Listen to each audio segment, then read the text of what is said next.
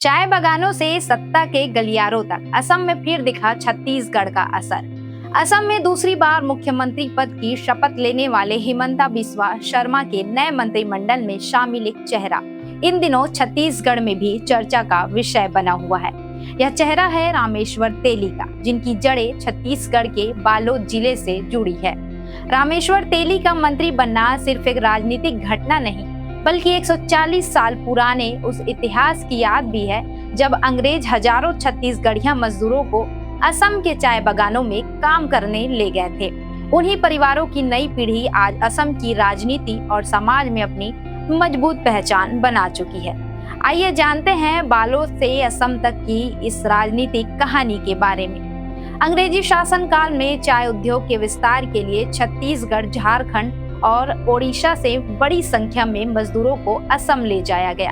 इसी में से एक रामेश्वर तेली के पूर्वज भी थे, जो छत्तीसगढ़ के बालोद जिले के घुमका गांव से असम पहुंचे थे। ये लोग वहां चाय बागानों में कठिन परिस्थितियों में काम करते रहे। समय बदला, पीढ़ियां बदली, लेकिन अपनी मिट्टी की खुशबू उन्होंने नहीं छोड़ी। आज भी असम के कई इलाकों में छत्तीसगढ़ी बोली सुनाई देती है। सुआ, नाचा, लोकगीत और पारंपरिक रीति रिवाज वहाँ की जिंदगी का हिस्सा है।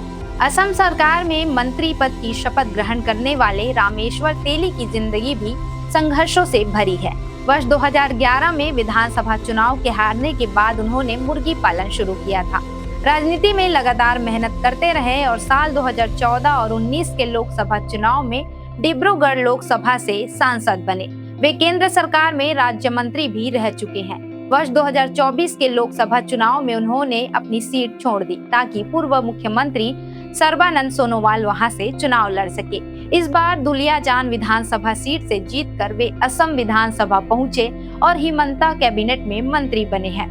दिलचस्प बात यह है कि मंत्री बनने के बाद भी उनका जीवन बेहद ही सादा है। रामेश्वर तेली का मंत्री बनना असम में बसे छत्तीसगढ़िया समाज के लिए गर्व का विषय माना जा रहा है। जानकारी के अनुसार असम के चाय बागान क्षेत्रों में आज करीब 15 लाख से ज्यादा छत्तीसगढ़ मूल के लोग रहते हैं। खासकर अपर असम में इनकी संख्या बड़ी है।